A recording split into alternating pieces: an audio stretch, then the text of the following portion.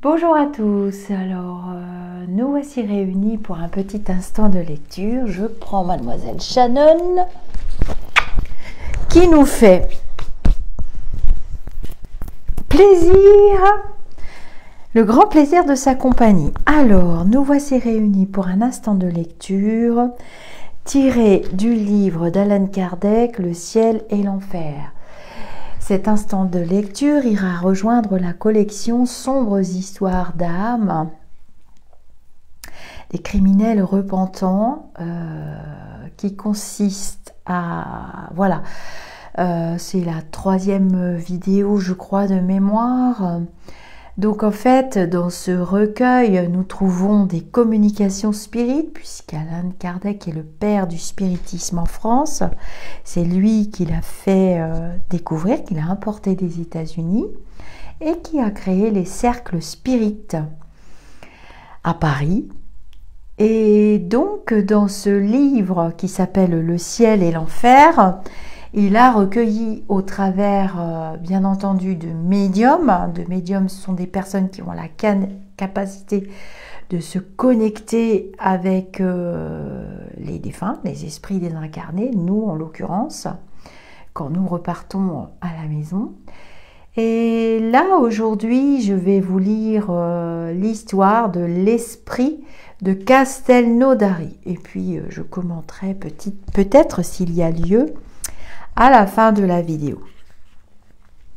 Installez-vous tranquillement. J'adore ces instants. C'est la fin de la semaine. Je me détends avec vous. Alors, je ne connais pas les histoires par principe. J'aime les découvrir avec vous. Et puis, je lis vos commentaires, bien entendu. L'esprit de Castelnaudary.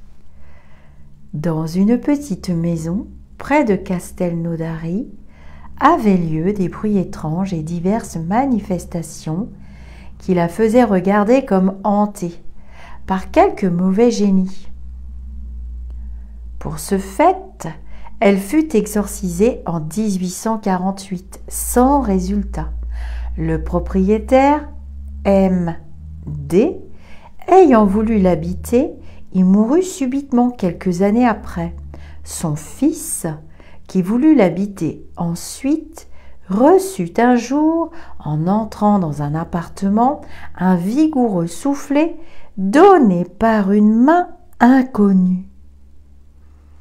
Comme il était parfaitement seul, il ne put douter qu'il ne lui vînt d'une source occulte. C'est pourquoi il résolut de la quitter définitivement. Il y a dans le pays une tradition selon laquelle un grand crime aurait été commis dans cette maison.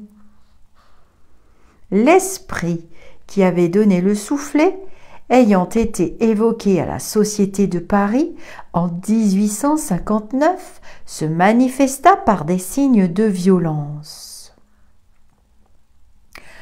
Tous les efforts pour le calmer furent impuissants. Saint Louis, interrogé à son sujet, répondit : « C'est un esprit de la pire espèce, un véritable monstre. Nous l'avons fait venir, mais nous n'avons pu le contraindre à écrire.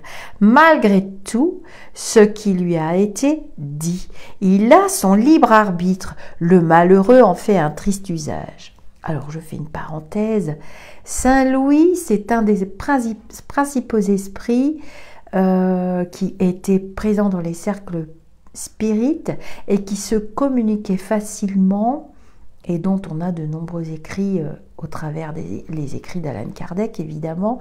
Et il y avait des esprits principaux, presque toujours les mêmes dans tous les livres d'Allan Kardec. Vous retrouverez Éraste et Saint Louis. Très fréquemment. Il y a d'autres esprits. Il faut que je vous précise aussi que Allan Kardec a utilisé, hein, c'est un mot que je mets pour vous expliquer, utiliser plein de médiums qui ont des facultés qu'on appelle les médiums pneumatographes essentiellement, mais il a utilisé pas mal de clairaudients aussi, hein. Alors, donc, voilà ce que Saint Louis a répondu. Cet esprit est-il susceptible d'amélioration? Donc c'est sous forme de questions et de réponses. Réponse. Pourquoi non? Ne le sont-ils pas tous, celui-là comme les autres? Il faut cependant s'attendre à trouver des difficultés. Mais quelque pervers qu'il soit, le bien rendu pour le mal finira par le toucher. Que l'on prie d'abord et qu'on l'évoque dans un mois, vous pourrez juger du changement qui se sera opéré en lui. L'esprit, évoqué de nouveau plus tard, se montre plus traitable, puis peu à peu soumis et repentant. Des explications fournies par lui et par d'autres esprits, il en résulte qu'en 1608, il habitait cette maison où il avait assassiné son frère par soupçon de jalousie, de rivalité, en le frappant à la gorge pendant qu'il dormait. Et quelques années après, celle dont il avait fait sa femme après la mort de son frère. Il mourut en 1659 à l'âge de 80 ans, sans avoir été poursuivi pour ces meurtres, auxquels on faisait peu d'attention dans ces temps de confusion. Depuis sa mort, il n'avait cessé de chercher à faire le mal et avait provoqué plusieurs accidents. Arrivé dans cette maison, un médium voyant qui assistait à la première évocation, le fit au moment où on a voulu le faire écrire. Il secouait fortement le bras du médium. Son aspect était effrayant. Il était vêtu d'une chemise couverte de sang et tenait un poignard. Alors je fais une parenthèse. Dans la classification des divers points forts de la médiumnité de chacun, il est fait mention des médiums voyants. Alors, un médium voyant n'est pas un médium qui voit le futur. C'est un médium qui voit les défunts, presque comme il voit les vivants, mais pas tout à fait quand même. Et donc, ne pas confondre avec le médium devin ou le médium prédicateur ou le médium prophète. Ça, c'est la particularité de la médiumnité, de voir le futur. Je sais qu'actuellement, on dit beaucoup médium voyant, moi-même je l'utilise, mais il faut rendre à César ce qui est à César. Petit 1. D.A. Saint-Louis. Veuillez nous décrire le genre de supplice de cet esprit. Réponse. Il est atroce pour lui. Il a été condamné au séjour de la maison où le crime a été commis, sans pouvoir diriger sa pensée sur autre chose que ce crime, toujours devant ses yeux, et il se croit condamné à cette torture pour l'éternité. Il se voit constamment au moment où il a commis son crime. Tout autre souvenir lui est retiré, et toute communication avec un autre esprit interdite. Il ne peut, sur terre, se tenir que dans cette maison. Et s'il est dans l'espace, il y est dans les ténèbres et dans la solitude. Petit 2. Y aurait-il un moyen de le faire déloger de cette maison, et quel serait-il? Réponse. Si l'on veut se débarrasser des obsessions de semblables esprits, cela est facile en priant pour eux. C'est ce qu'on néglige toujours de faire. On préfère les effrayer par des formules d'exorcisme qui les divertissent beaucoup. Petit 3. En donnant aux personnes intéressées l'idée de prier pour lui et en priant nous-mêmes, le ferait-on déloger? Réponse. Oui, mais remarquez que j'ai dit de prier et non de faire prier. Petit 4. Voilà 2 siècles qu'il est dans cette situation. Apprécie-t-il ce temps comme il l'eût fait de son vivant, c'est-à-dire le temps lui paraît-il aussi long ou moins long que s'il était vivant? Réponse. Il lui paraît plus long. Le sommeil n'existe pas pour lui. Petit 5. Il nous a été dit que pour les esprits, le temps n'existe pas, et que pour eux, un siècle est un point dans l'éternité. Il n'en est donc pas de même pour tous? Réponse. Non, certes, il n'en est ainsi que pour les esprits arrivés à un degré très élevé d'avancement. Mais pour les esprits inférieurs, le temps est quelquefois bien long, surtout quand ils souffrent. Petit 6. D'où venait cet esprit avant son incarnation? Réponse. Il avait eu une existence parmi les peuplades les plus féroces et les plus sauvages, et précédemment il venait d'une planète inférieure à la Terre. Petit 7. Cet esprit est puni bien sévèrement pour le crime qu'il a commis. S'il a vécu parmi les peuplades des barbares, il a dû y commettre des actes non moins atroces que le dernier. En a-t-il été puni de même? Réponse. Il en a été moins puni parce que, plus ignorant, il en comprenait moins la portée. Petit 8. L'état où se trouve cet esprit est-il celui des êtres vulgairement appelés les damnés? Réponse. Absolument. Et il y en a de bien plus affreux encore. Les souffrances sont loin d'être les mêmes pour tous, même pour des crimes semblables, car elles varient selon le coupable, et selon que le coupable est plus ou moins accessible au repentir. Pour celui-ci, la maison où il a commis son crime est son enfer. D'autres le portent en eux par les passions qui les tourmentent et qu'ils ne peuvent assouvir. Petit 9.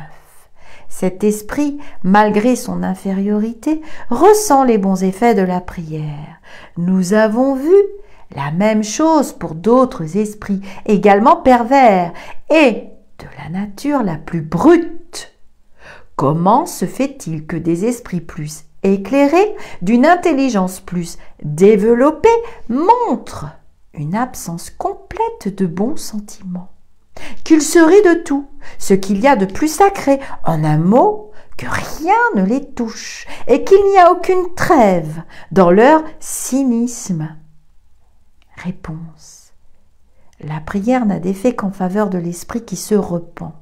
Celui qui, poussé par l'orgueil, se révolte contre Dieu et persiste dans ses égarements en les exagérant encore, comme le font de malheureux esprits, sur cela la prière ne peut rien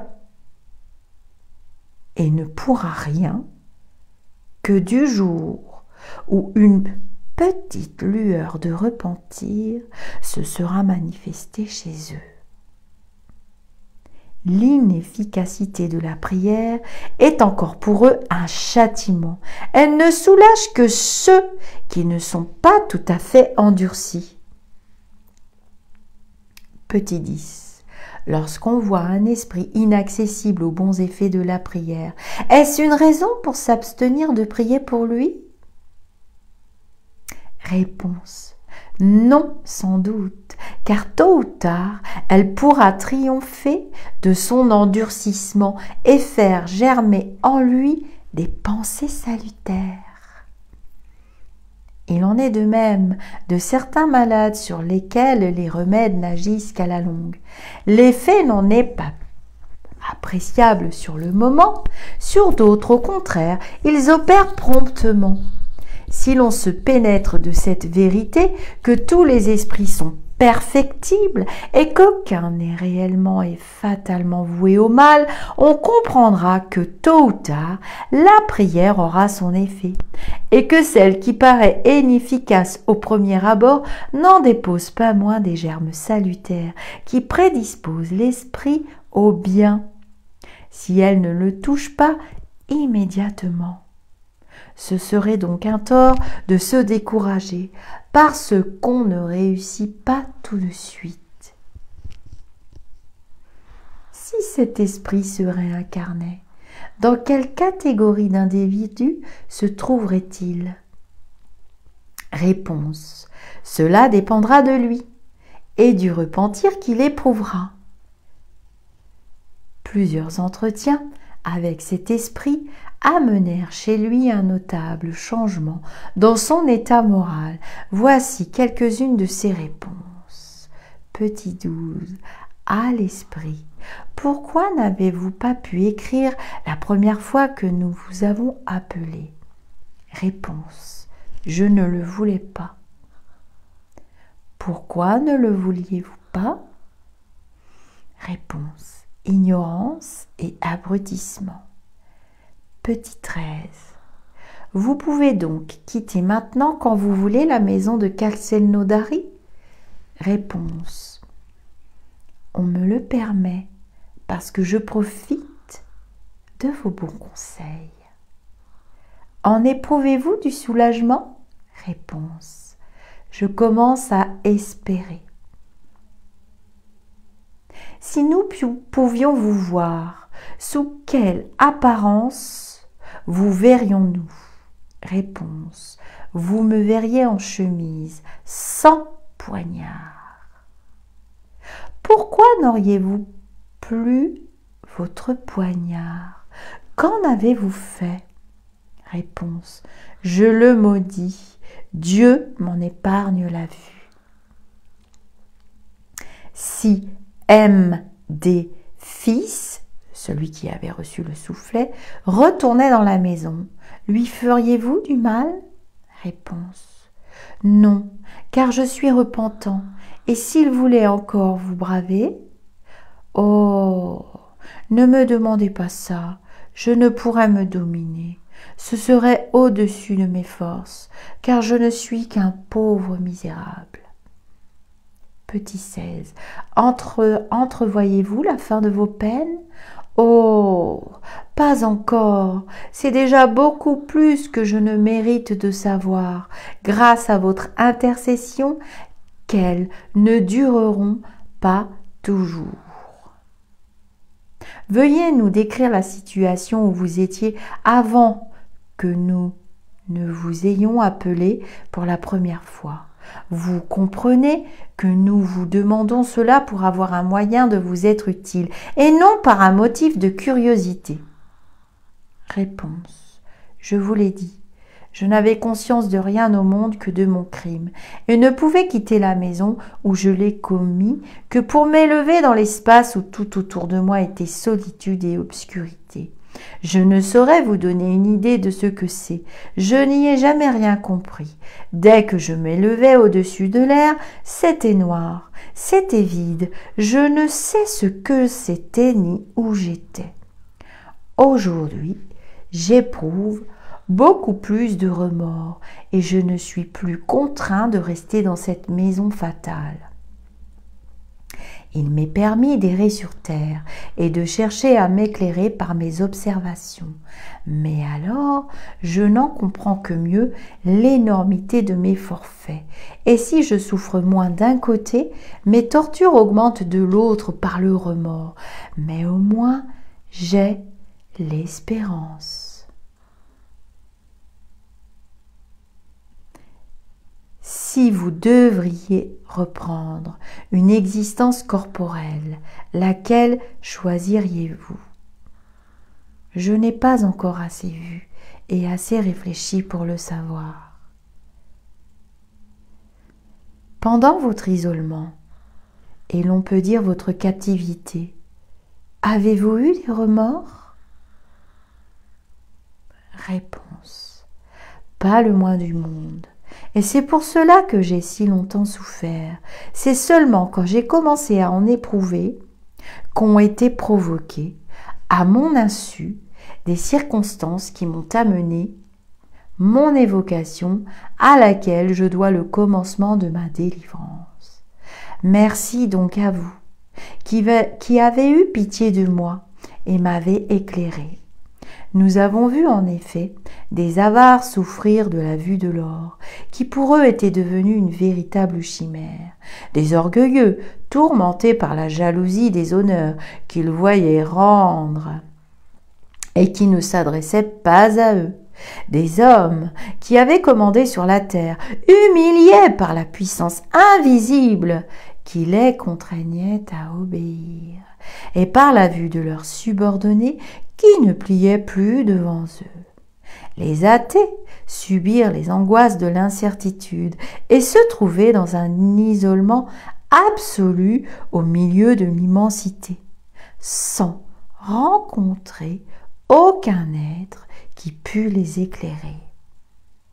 Dans le monde des esprits, s'il y a des joies pour toutes les vertus, il y a des peines pour toutes les fautes, et celles que n'atteint pas la loi des hommes sont toujours frappées par la loi du divin. Il est en outre à remarquer que les mêmes fautes, quoique commises dans des conditions identiques, sont punies par des châtiments quelquefois fort différents, selon le degré d'avancement intellectuel de l'esprit. Aux esprits les plus arriérés et d'une nature brute, comme celui dont il s'agit ici, sont infligées des peines en quelque sorte plus matérielles que morales, tandis que c'est le contraire pour ceux dont l'intelligence et la sensibilité sont plus développées. Il faut, au premier, des châtiments appropriés à la rudesse de leurs écorces, pour leur faire comprendre les désagréments de leur position et leur inspirer le désir d'en sortir. C'est ainsi que la seule honte, par exemple, qui ne ferait que peu ou point d'impression sur eux, sera intolérable pour les autres. Dans le code pénal divin, la sagesse, la bonté et la prévoyance de Dieu pour ses créatures se révèlent jusque dans les plus petites choses. Tout est proportionné, tout est combiné avec une admirable sollicitude pour faciliter aux coupables les moyens de se réhabiliter. Il leur est tenu compte des moindres bonnes aspirations de l'âme, selon les dogmes des peines éternelles. Au contraire, dans l'enfer sont confondus les grands et les petits coupables, les coupables d'un jour et les 100 fois récidivistes, les endurcis et les repentants. Tout est calculé pour les maintenir au fond de l'abîme. Aucune planche de salut ne leur est offerte. Une seule faute peut y précipiter à jamais sans qu'il soit tenu compte du bienfait qu'on a fait. De quel côté trouve-t-on la véritable justice et la véritable bonté? Cette évocation n'est donc point le fait du hasard. Comme elle devait être utile à ce malheureux, les esprits qui veillaient sur lui, voyant qu'il commençait à comprendre l'énormité de ses crimes, ont jugé que le moment était venu de lui donner un secours efficace. Et c'est alors qu'ils ont amené les circonstances propices. C'est un fait que nous avons vu se produire bien des fois. On a demandé à ce sujet ce qu'il serait advenu de lui s'il n'avait pu être évoqué et ce qu'il en est de tous les esprits souffrants qui ne peuvent pas l'être ou auxquels on ne songe pas. À cela, il est répondu que les voies du divin pour le salut de ses créatures sont innombrables. L'évocation est un moyen de les assister. Mais ce n'est certainement pas le seul. Le divin n'en laisse aucune dans l'oubli. D'ailleurs, les prières collectives doivent avoir sur les esprits accessibles au repentir leur part d'influence. Le divin ne pouvait subordonner le sort des esprits souffrants aux connaissances et à la bonne volonté des hommes. Dès que ceux-ci purent établir des rapports réguliers avec le monde invisible, un des premiers résultats du spiritisme fut de leur apprendre les services qu'à l'aide de ces rapports, ils pouvaient rendre à leurs frères désincarnés. Le divin a voulu par ce moyen leur prouver la solidarité qui existe entre tous les êtres de l'univers et donner une loi de nature pour base au principe de la fraternité. En ouvrant ce champ nouveau à l'exercice de la charité, il leur montre le côté vraiment utile et sérieux des évocations détournées jusqu'alors de leur but providentiel par l'ignorance et la superstition. Les esprits souffrants n'ont donc à aucune époque manqué de secours, et si les évocations leur ouvrent une nouvelle voie de salut, les incarnés y gagnent peut-être plus encore, en ce qu'elles sont pour eux de nouvelles occasions de faire le bien, tout en s'instruisant sur le véritable état de la vie future.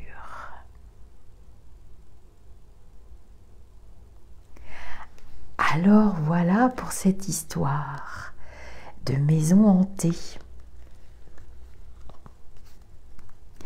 Et voilà comment on peut éventuellement essayer de faire partir une entité qui est installée depuis une donnée en temps humain qui est tout à fait aléatoire quand on est de l'autre côté. On parle souvent de l'espace-temps avec les lumineux.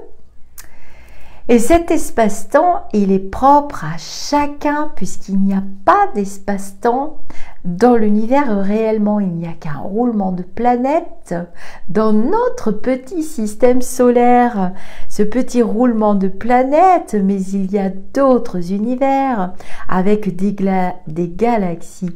Le message qui m'a été connecté, puisque je reconnecte actuellement depuis plusieurs jours, et c'est souvent la nuit, ce message est que l'univers est sans commencement ni fin, et l'éclatement d'un monde ouvre les portes de milliers d'autres. Alors, l'éclatement d'un monde, ça peut être aussi l'éclatement d'une civilisation. C'est ce que nous vivons actuellement avec cette espèce d'épreuve énergétique et vibratoire qui est le coco.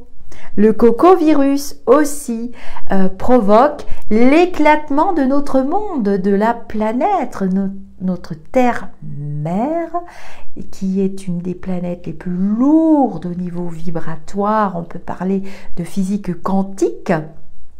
Nous sommes une accumulation d'énergie, l'énergie de vie, l'énergie de tous nos corps vibratoire, tout ce qui entoure, tout ce qui fait notre aura, et donc nous repartons de l'autre côté dans des vibrations. Nous sommes vibrations, nous sommes émotions, nous avons un corps émotionnel, nous avons divers corps. Et donc quand on revient et qu'on se connecte tout à fait par hasard, alors on peut appeler ça le bas astral, admettons, c'est pas tellement du bas astral, cet esprit enfermé dans ce brouillard, dans cette obscurité, dans cette maison où il y a des forces invisibles quand même autour de lui qui le bloquent dans cet endroit. On voit bien dans cette histoire qu'il peut y avoir aussi des forces invisibles qu'on appelle des vibrations. En physique quantique et nous, médiums, nous appelons ça des vibrations, un plan vibratoire. Il y a plusieurs plans vibratoires et il est bloqué dedans, en fait. Donc, c'est pour ça, pour en revenir à ces histoires encore de passeurs d'âme, etc., etc., tout ce New Age actuel, vous voyez bien que c'est beaucoup plus simple. C'est quand même, on arrive à atteindre l'esprit au travers la prière. Alors la prière qui vient du cœur. Et vous voyez aussi que dans ce passage, dans cette époque, revenons quand même aux années 1800, dans le cercle spirit d'Alan Kardec, dans cette époque, déjà, on comprenait, au travers tous ces messages aussi, on comprenait qu'il y avait des plans. Alors on appelle ça plan divin, le plan de Dieu, c'est le langage de l'époque. Hein. Vous mettrez le mot qui vous convient actuellement. Mais déjà, on avait conscience de diverses sphères, divers mondes, toutes sortes de possibilités et des enfermements. Voilà, l'histoire des maisons hantées, voilà, on peut se communiquer, on communique avec l'esprit, on y arrive par la prière qui vient du cœur. Et vous voyez qu'on parle de prière collective. Les prières collectives existent depuis la nuit des temps, peu importe la forme, peu importe la religion. Quand quelqu'un décède, dans notre religion, par exemple, quand j'ai perdu mon ami, il a été fait organiser des messes après, pour qu'elle trouve l'apaisement, pour qu'elle reçoive de l'énergie d'amour. La prière, c'est un encodage de mots. Les mots ont une vibration. Les mots peuvent se répercuter aussi dans l'univers en effet miroir. C'est pour ça que quand on parle de soi-même, on ne dit pas « Oh là là, qu'est-ce que je suis bête aujourd'hui ?» On dit « Non, qu'est-ce que j'ai appris ?»« Oh, tiens, je me suis trompée. Mais que vais-je en tirer ? Qu'est-ce que j'ai appris ?» C'est pas « Oh, pourquoi ça m'arrive tout le temps ?» On va dire « Ça m'arrive, ça se répète, qu'est-ce que j'ai appris ?» Et vous voyez bien que quand on est de l'autre côté, donc quand on est décédé, on va aller sur un plan vibratoire. Et ce plan vibratoire, ça peut être aussi une réalité pour certains esprits avec lesquels j'ai connecté. Je repense encore au petit jeune homme avec qui j'ai connecté encore il n'y a pas longtemps, qui est toujours dans la même vibration, de même que cet esprit noir, obscurité, il tourne le dos. Nous, on a des symboles, nous médiums, hein. Souvent, l'entité tourne le dos, il fait très sombre, c'est assez désagréable, on se sent pas très bien, ça bouscule notre énergie et c'est pompant. Ça nous vide en énergie. Ça nous vide en énergie parce que c'est des vibrations qui sont encore plus lourdes que celles de la Terre, qui sont déjà très très lourdes. Ceux qui pratiquent les voyages astraux, peut-être je lirai vos commentaires si vous voulez bien sous cette vidéo, le savent que quand on revient, oh là là là là là là, qu'on a un atterrissage. Alors quelquefois l'atterrissage des voyages astraux, il se fait pas très bien et croyez-moi qu'on n'est pas ancré pendant un jour ou deux ou trois. Hein. On a une sensation d'ébriété, on n'est pas très bien, tout ce qu'on prend ça tombe. À la limite on n'arrive presque plus à prendre les objets, prendre les clés c'est compliqué, tout est fastidieux, on manque de force. Il y a des atterrissages qui sont pas fabuleux. Et donc, dans ces vibrations, là où se trouve Castelnaudary, cet esprit à Castelnaudary, c'est très lourd. C'est très lourd. Alors, moi, j'y vais pas. J'y vais pas. Je n'ai pas la technique, je sais pas comment faire. Je vais quand même discuter, je vais quand même faire une prière, je vais me rendre à l'église selon ma religion. Et les mots sont encodés dans une prière. Les prières sont les mêmes depuis des siècles et des siècles. D'ailleurs, c'est ce que dit le curé à la messe. Les mots ont une importance. Les mots, le mot gratitude, qui est le contraire de ingratitude, il est très puissant. Le mot Amen, Amen, Amen, qui veut dire Amen, qui veut dire en hébreu que cela se fasse, que cela soit, selon la volonté divine, selon la volonté de l'univers, que cela soit en accord avec tous et pour le bien de tous. Le mot Amen, le mot merci. Le mot merci coupe une connexion vibratoire. Je remercie les lumineux. C'est pour ça que souvent, je vous mets des posts pour les remercier. On remercie les lumineux. On coupe la vibration. Les magnétiseurs, les guérisseurs le savent. Ils remercient. Ils tapent dans leurs mains et avec le souffle divin, le souffle de vie, on coupe la connexion. Voilà. Donc, avec ce type d'esprit, donc c'est pour ça que j'ai choisi ces petites lectures qui illustrent bien quand on commet un crime sur Terre de manière accidentelle aussi. Hein. Dans d'autres exemples, il y aura ça. Vous avez la précédente collection playlist sur le départ volontaire. Je dis pas le mot pour pas que les vidéos soient censurées parce que vous m'avez posé très souvent la question.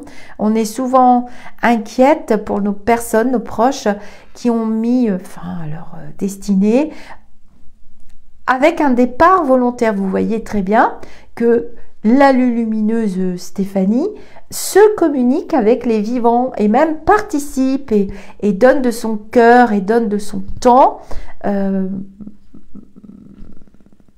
la manière qu'elle le faisait de son vivant, mais encore plus. C'est encore plus vibratoire, c'est encore plus élevé, c'est encore plus joyeux. Voilà. Le partage aussi, c'est une véritable énergie que l'on cherche à atteindre quand on est éveillé et quand on est sur son chemin spirituel, mais pour de vrai. L'amour ici se partage. Cependant, il n'a rien à voir avec ce que l'on retrouve de l'autre côté. Mais vous voyez qu'avec un esprit frappeur, on appelle ça des esprits frappeurs, hein, les esprits qui cognent dans les murs, qui donnent des claques, qui touchent les vivants, les incarnés, on appelle ça des esprits frappeurs ou des poltergeists. Vous avez peut-être entendu ce nom de poltergeist. Sont dans des vibrations qui sont très lourdes, mais on peut leur envoyer de l'amour avec de la prière, leur mettre des bougies d'intention, avec en utilisant la flamme de la bougie qui utilise les élémentaux du feu, je les ai expliqués dans d'autres vidéos, et qui font monter notre prière. Et déjà l'esprit se sent un peu dégagé, comme si vous preniez de l'eau propre, un gant de toilette et que vous lui donniez une douche. Admettons dans son corps, son corps physique serait tout sale, tout plein de boue, il en a même dans les yeux, il a du sable, il ne voit pas, il a des bouchons, plein de bouchons de terre dans les oreilles, il n'entend presque plus. Vous lui donnez une belle douche, vous prenez soin de lui envoyez de l'amour. C'est sûr que l'énergie de peur, l'énergie du doute, la vibration de peur, bah oui, ça fait très peur. Donc on part en courant, on a peur, mais du coup on réalimente cette énergie et on ne l'aide pas. Concernant les exorcismes, oui, ça marche, mais ça fait juste plâtre sur une jambe de bois, ça fait juste taire l'esprit, ça ne l'aide pas à partir. Ça dépend des exorcismes. Si l'exorciste est fait par amour et par prière et pas dans la volonté de récupérer le bien matériel, de se replonger à la matérialité, ça ne tiendra pas. Ça ne tiendra pas et l'esprit qui est dans la souffrance va se remanifester avec la même souffrance et il souffrira encore plus. Parce que on ne comprendra pas, il souffrira encore plus, il sera encore plus enfermé, il aura même lui-même des attaques d'autres entités. Ça, je l'ai vécu, hein. Ça, c'est une histoire que j'ai vécue personnellement et ça va être terrible. Il va hurler, je me souviens dans mon sous-sol, cette femme qui pleurait, qui hurlait, que j'entends depuis que je suis petite. Je me trimballe cet esprit depuis que j'ai l'âge de 7 ans.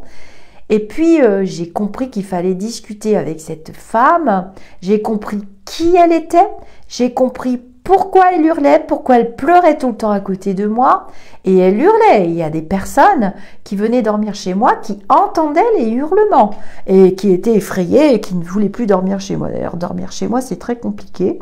Et moi, dormir chez les autres, c'est encore plus compliqué. J'ai toujours un esprit, 2 esprits, 3 esprits qui veut discuter ou qui me suivent. C'est comme ça. Voilà. Je n'ai pas récupéré la fonction de médium voyant. Je l'ai partiellement parce que j'ai demandé à être coupée. Parce que c'était pas vraiment sympa de les voir dans l'état où ils sont parfois. Je suis en train de la récupérer. D'ailleurs, ma mère me l'avait dit qu'aux alentours de ma 60e année, je récupérerais cette fonction. Alors, le médium voyant, c'est celui qui voit les esprits clairement, hein. Je ne parle pas de télépathie et je ne parle pas de mentalisme. Je parle du médium voyant, celui qui voit les esprits et qui les entend. Et les esprits se communiquent à lui et non pas le contraire. On peut demander, on peut invoquer. Vous voyez bien que dans les cercles spirites, ils sont tombés sur cet esprit. Saint Louis était complètement décontenancé. Bah oui, il est passé. Quand on ouvre une porte pour demander aux esprits de se communiquer avec nous, hein, quand on fait du contact défunt, c'est dangereux pour le médium, hein, parce que on peut ouvrir la porte et Il y en a un, deux, trois qui passent. Ils sont dans leur truc, ils comprennent pas. Puis ils vont commencer à voir jour parce qu'ils s'élèvent en vibration, parce que le bureau est vibrant, le médium est très propre et très clair. Seulement le médium, il va se vider. Hein. Il va se vider. Au bout de quelques semaines, quelques mois, il va plus être tout à fait le même.